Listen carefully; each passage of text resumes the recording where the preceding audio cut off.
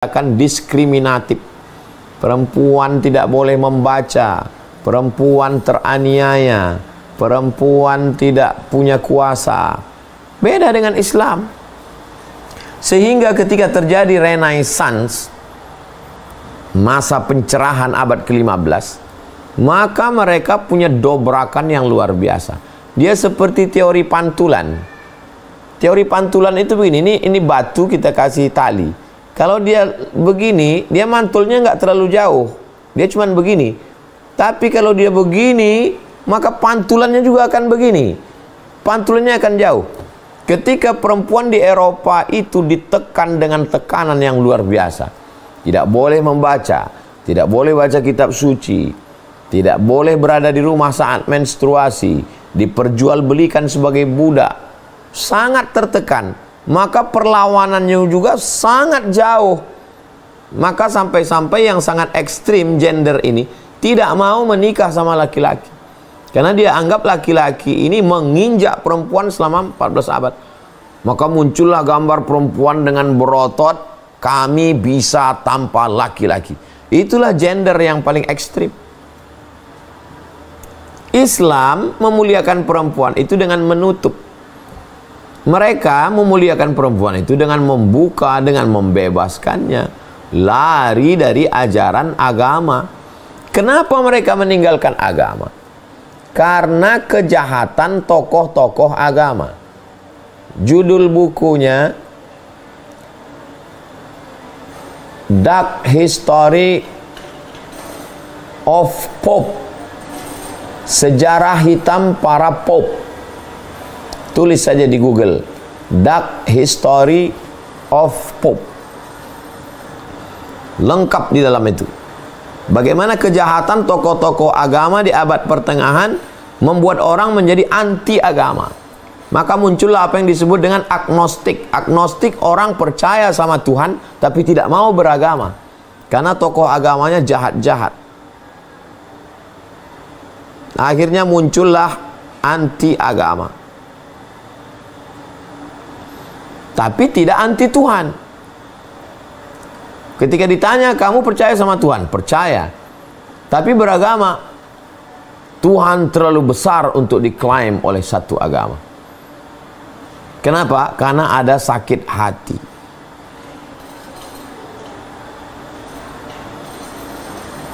Dark History of Popes. Vice, Murder, and Corruption.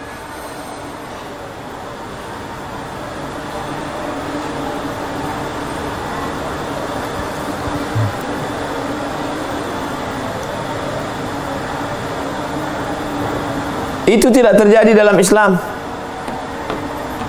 Dalam Islam ada amar ma'ruf nahi mungkar. Siapa saja dihukum. Tidak ada manusia suci, tidak ada holy man dalam Islam. Orang mendengar ucapan saya ketika ucapan saya sesuai dengan Quran dan Sunnah. Kalau saya melanggar, maka umat yang langsung mengkritik, kamu salah hai Abdul Somad, karena kamu tidak sesuai dengan Quran dan Sunnah Rasulullah SAW. Demikian Bang Alvin. Wallahu a'lam.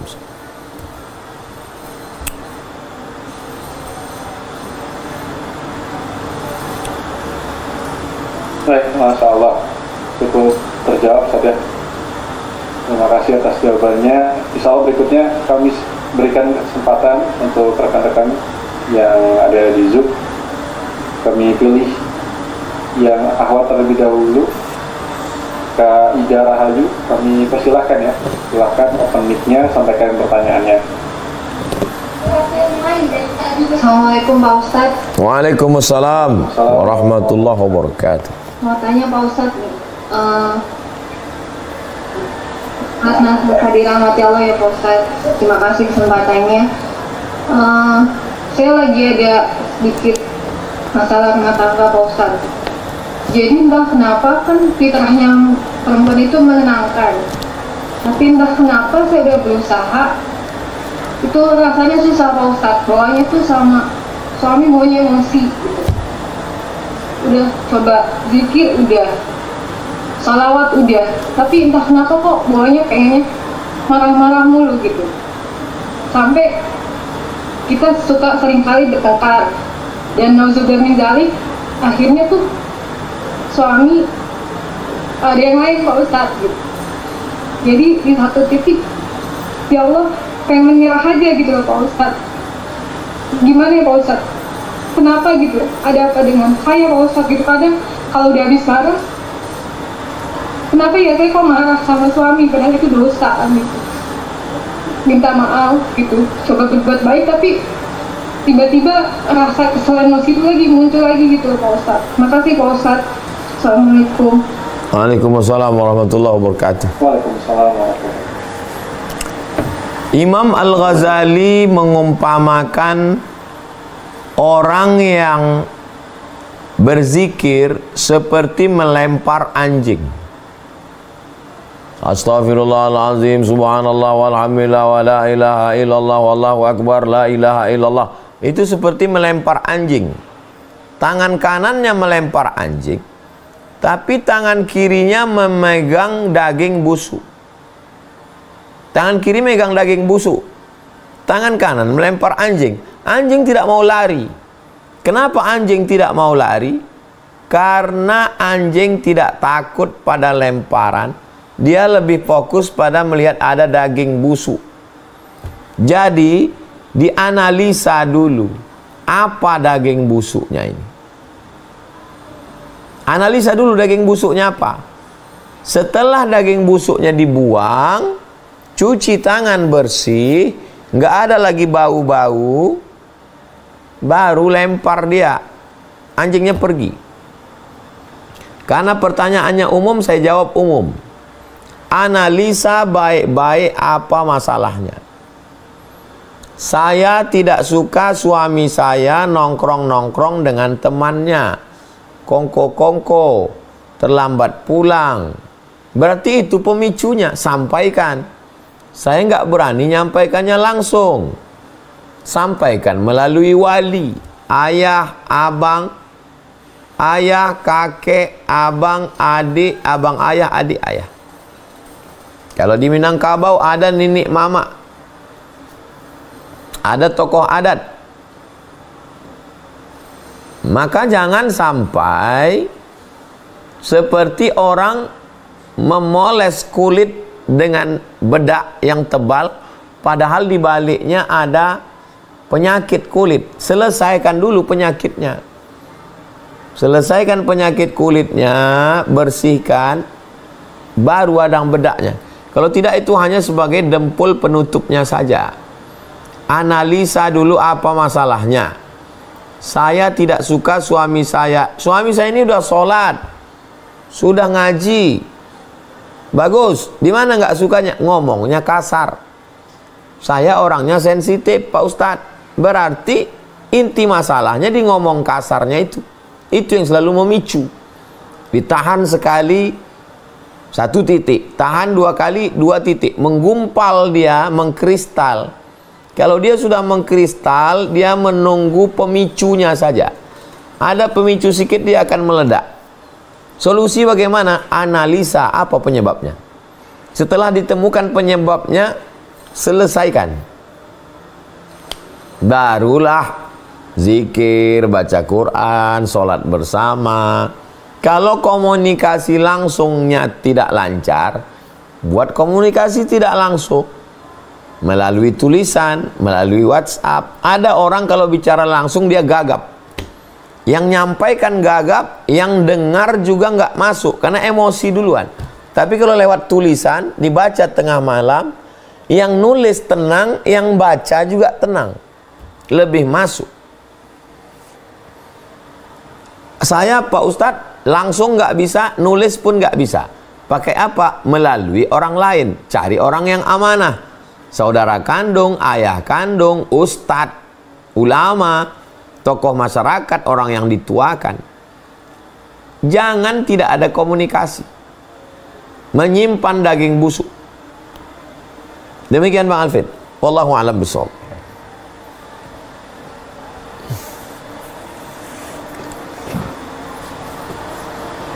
Baik, Masya Allah. Meskipun terganggu dengan video tidak terlihat, tapi cukup jelas ya suaranya sampai ya, Ibu Ida ya. Baik, alhamdulillah. Semoga terjawab, Ibu. Kami berikan kesempatan untuk Ikhwan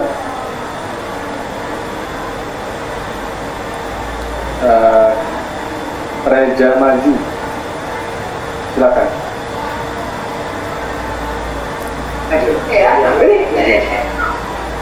Silakan. Assalamualaikum warahmatullahi wabarakatuh. Waalaikumsalam warahmatullahi wabarakatuh. Semoga Ustadz Abdul Somad dan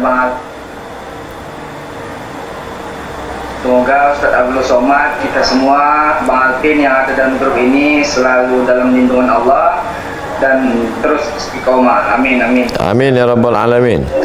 Adapun yang saya ingin bertanya Ustaz, kenapa yang masuk surga itu lebih dulu perempuan Ustaz daripada laki-laki? Sekian pertanyaannya Ustaz. Jazakallah khair. Assalamualaikum warahmatullahi wabarakatuh. Waalaikumsalam warahmatullahi wabarakatuh. Al jaza ala qadril amal. Balasan itu sesuai dengan kadar amal. Kenapa waktu Nabi menoleh ke belakang dilihatnya perempuan? Dan Nabi heran, kamu siapa perempuan? Saya perempuan yang menjaga anak yatim. Perempuan itu kan sifatnya lemah, tapi dia mampu kuat menjaga anaknya. Suaminya meninggal. Secara fisik badannya lemah. Secara ekonomi pemasukannya tak ada. Secara emosional dia sangat bisa dirayu oleh laki-laki, tapi tiga-tiga bisa dia tahan. Secara fisik lemah, dia jadi kuat. Secara ekonomi dia penuhi kebutuhan anaknya. Secara emosional dia tahan hawa nafsunya, dia tahan nafsunya, dia tahan. Akhirnya dia bisa membesarkan anaknya tanpa harus berbuat dosa dan maksiat. Itu tak bisa dilakukan laki-laki. Itulah yang membuat perempuan lebih dulu masuk surga. Kenapa? Karena al-jaza, balasan yang diterima sesuai dengan kadar berat, sulit, sukarnya suatu amal. Itulah yang menyebabkan turunnya rahmat Allah Subhanahu wa taala. Demikian, wallahu a'lam bishawab.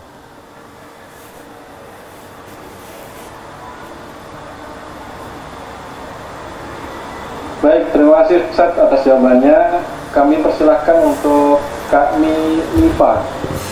Kak Nifa Irmadia Saputri. Silakan Kak. Open mic-nya. Oke. Terima kasih sebelumnya kepada Ustaz telah memberikan saya untuk bertanya pada malam hari ini. Bismillahirrahmanirrahim. Sebelumnya izin perkenalkan diri. Nama saya Nifa dari Padang Pariaman, Ustaz. Salam kenal semuanya. Sebelumnya saya izin bertanya kepada Ustaz, bagaimana sih tanggapan Ustaz terhadap seorang ayah yang sejak kecil gitu tidak menafkahi anaknya dan tidak memberi tanggung jawabnya kepada istrinya Ustaz? Terima kasih. Dan selanjutnya Ustaz, tambahan, gimana sih langkahnya seorang anak yang seharusnya berbicara kepada ayahnya gitu, dia tidak menafkahi anaknya Ustaz? Perempuan punya senjata diberikan oleh kompilasi hukum Islam Indonesia. Wahai para perempuan, ingatkah kalian ketika selesai akad nikah, suamimu langsung diberi pakua secari kertas. Baca, kata Pak Kua. Apa yang dibaca laki-laki itu? Yang dibacanya adalah sigat ta'liq.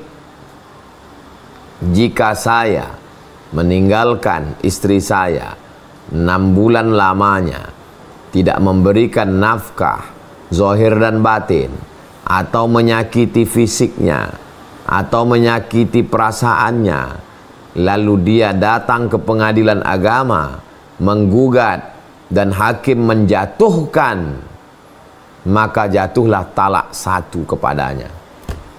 Ini banyak perempuan yang tidak ingat, tidak ngerti, tidak paham apa yang sedang dibaca laki-laki. Yang dibaca laki-laki itu adalah tali yang menjerat leher laki-laki. Tidak ada di Indonesia laki-laki yang bebas berkeliaran, membiarkan istrinya tanpa nafkah zahir dan batin. Dia langsung diikat oleh istrinya. Kecuali kalau istrinya bodoh, tidak mengerti. Waktu suami baca sirat ta'liq, dia sibuk selfie. Dia sibuk membetulkan makeup shadow. Sibuk dengan skincare-nya. Tak mengerti, nggak ngaji. Kalau dia ngaji, tidak terjadi apa yang dikhawatirkan tadi. Kenapa? Karena tindakannya cepat. Tidak berlarut-larut sampai anak dewasa. 6 bulan. Langsung hakim bertindak. Dipanggil itu si suami. Ini bagi perempuan. Yang kedua, bagi seorang anak. Kalau bapakmu tidak menafkahimu, maka itu sudah berlalu. Itu